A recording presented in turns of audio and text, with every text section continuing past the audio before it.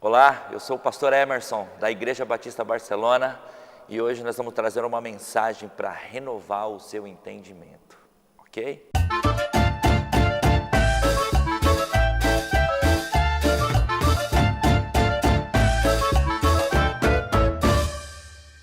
Eu queria deixar uma frase para o seu coração, porque eu acredito que ainda no Brasil, Deus há de levantar homens e mulheres de Deus que vão fazer o que é reto aos olhos dele e vão se preocupar mais com as coisas do céu do que com as coisas da terra. Deus há de levantar pessoas, e eu creio, e talvez seja você que está nos assistindo. O tema de hoje é igreja. Por que eu tenho que ir para a igreja? Tem muitas pessoas que às vezes nos procuram e falam assim: pastor, mas eu cultuo Deus em casa, eu posso estar em casa, eu pago minhas contas, eu posso cultuar Deus aqui em casa, eu fico lá, eu louvo a Deus em casa, depois eu assisto um vídeo no YouTube, né? E eu posso tocar minha vida assim, eu não preciso ir para a casa de Deus. Mas eu vou mostrar para você que você está com esse pensamento errado. É por isso que Romanos diz assim: transformai o vosso entendimento para conhecer o que é boa, perfeita e agradável. Palavra de Deus nos diz, a vontade de Deus. Então nós vamos ler o porquê que você tem que ir para a igreja. Então vamos lá. O primeiro texto que eu quero ler com você, se você tem uma Bíblia, abra aí no Salmos 133, verso 1, diz assim: quão bom e quão suave é que os irmãos vivam em união. Então aqui diz que os irmãos têm que viver unidos e não separados. Se você estiver na sua casa, provavelmente você não vai estar com os seus irmãos. O próximo texto que eu quero que você acompanhe comigo está em Hebreus capítulo 10, verso 24 e 25, que diz assim: consideremo-nos uns aos outros para nos estimularmos ao amor e às obras, não deixando de congregar-nos, como é de costume de alguns, mas admoestemo-nos uns aos outros, e tanto mais quanto vedes que se vai aproximando aquele dia. Então a palavra de Deus diz que alguns estão deixando de ir à casa do Senhor, e nós temos que admoestar essas pessoas, nós temos que chamar a atenção e falar: irmãos, irmãs, venham para a casa do Senhor. Não pode se tornar um costume: eu não vou assistir em casa. Não, venha para a casa de Deus, venha assistir o culto junto com os irmãos. O próximo texto está em Mateus 25, tá bom? Ele vai do verso 1 ao verso 13. Ele vai falar um pouquinho da parábola das 10 virgens. Você deve conhecer esse texto. As 10 virgens, ali diz que 5 virgens eram prudentes e 5 virgens elas eram insensatas. Sabe o que significa? No discorrer do texto diz que o noivo volta e as insensatas acabou o azeite. Por que acabou o azeite? Porque o azeite, ele é dado a todo aquele que busca ao Senhor, junto com os irmãos. Cada palavra nos cultos, colocada no seu coração, ela vai te enchendo com a presença do Espírito de Deus. E quando você não está na casa do Senhor, buscando ao Senhor, junto com os seus irmãos, adorando, cada vez mais você vai se esvaziando, cada vez mais você vai ficando vazio.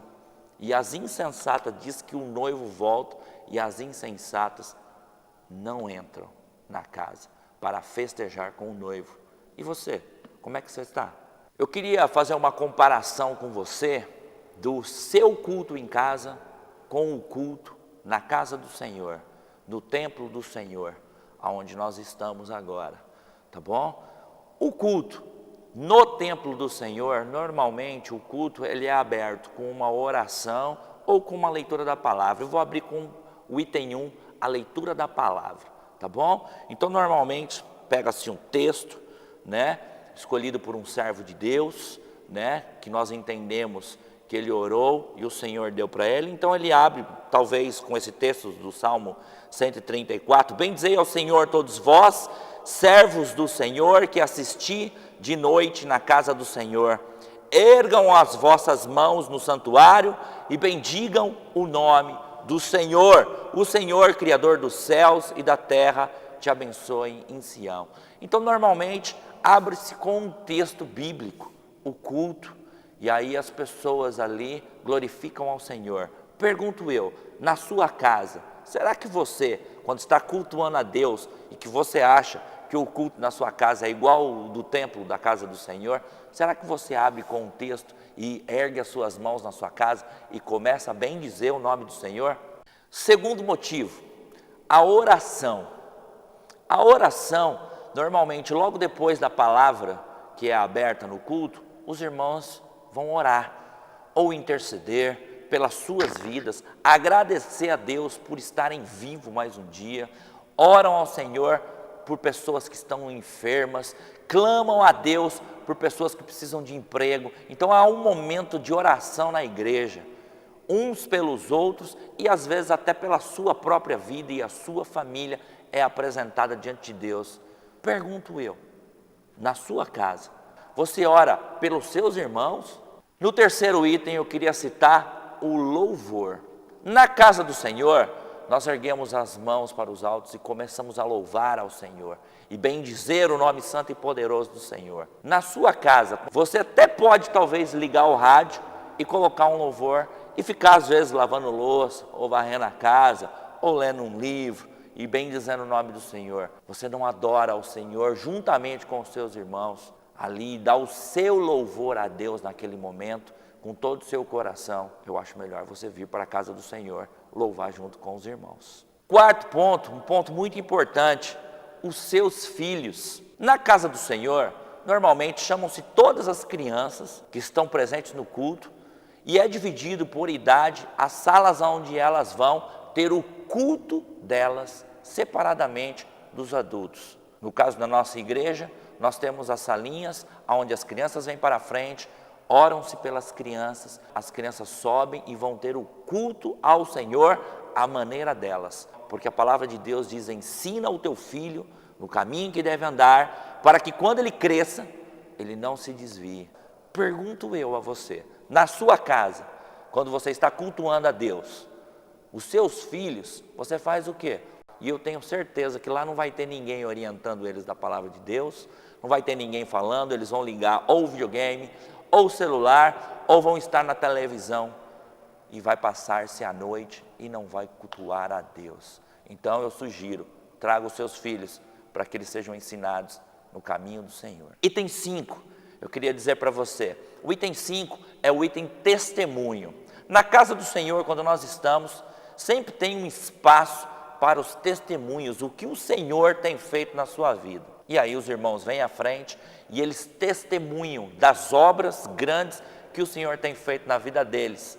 E isso todo cristão vem à frente e faz um testemunho, um domingo um domingo outro. E sempre neste momento, o que aquela pessoa passou parece que contagia a igreja, e a igreja se alegra pelos feitos do Senhor. Pergunto eu, na sua casa, quem que dá o testemunho e vai à frente e fala: olha, Deus fez isso comigo, Deus me livrou disso?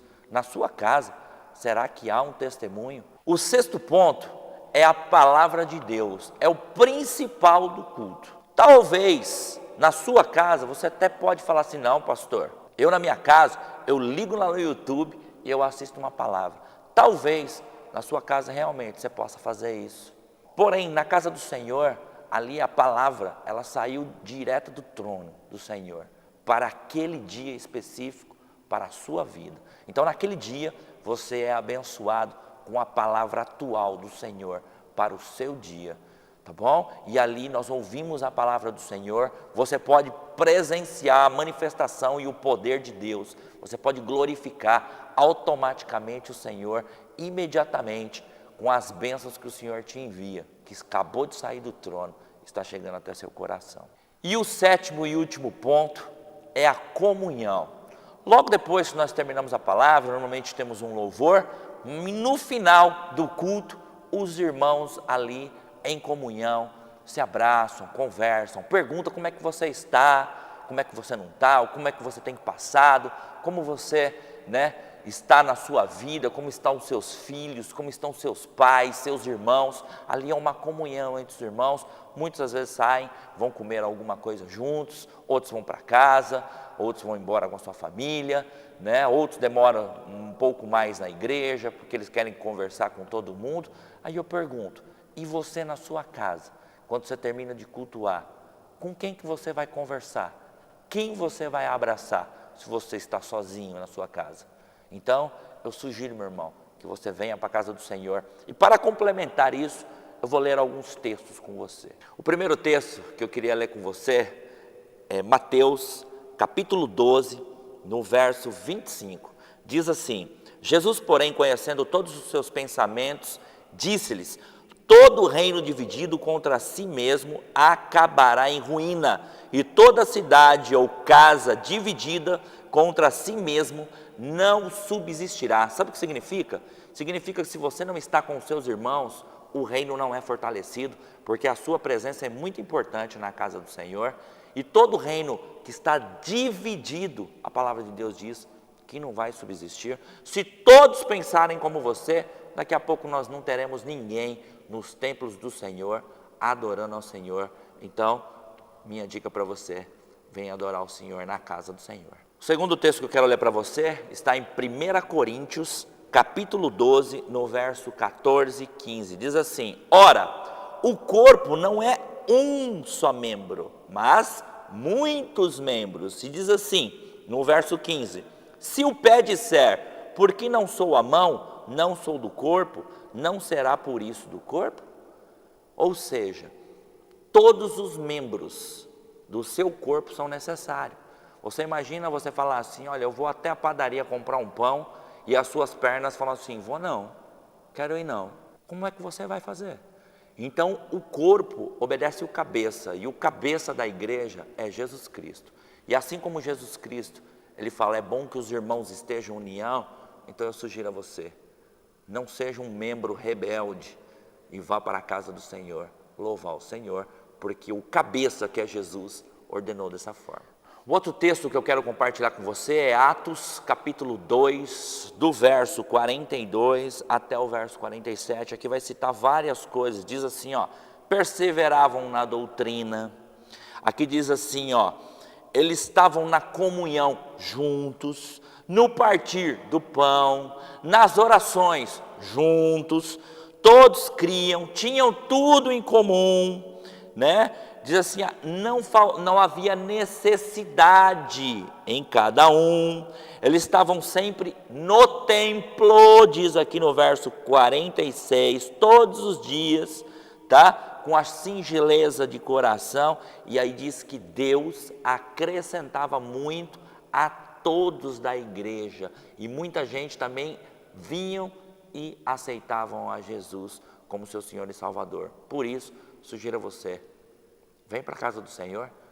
Eu queria ler um outro texto com vocês, que está em Efésios, capítulo 4, do verso 11 a 16, que vai falar um pouquinho, nesse texto, sobre os 5 ministérios. Os 5 ministérios: apostolado, profetas, evangelista, pastores e doutores. Desses ministérios serviam para o aperfeiçoamento dos santos, para a edificação do corpo de Cristo. Então, nós tínhamos que chegar, essa é a proposta do Senhor Jesus, é que cheguemos à unidade da fé, até a estatura de Jesus Cristo, a mesma estatura dele, tá bom? E aí diz assim ainda o texto: não sejam inconstantes. Nós não podemos ser inconstantes, levados por qualquer vento de doutrina.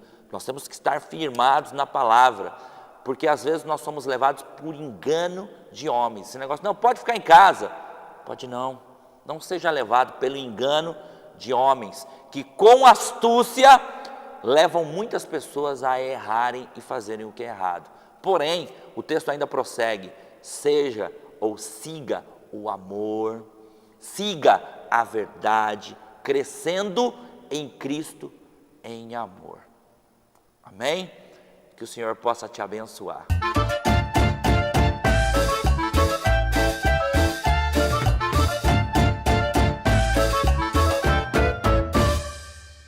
Se inscreva no nosso canal, tá bom? Se você gostou desse vídeo, dá um joinha aí, assistam os nossos outros vídeos que tem aí no YouTube, visite as nossas igrejas, que vai aparecer aí no rodapé os endereços das nossas igrejas, tá? Batista Barcelona.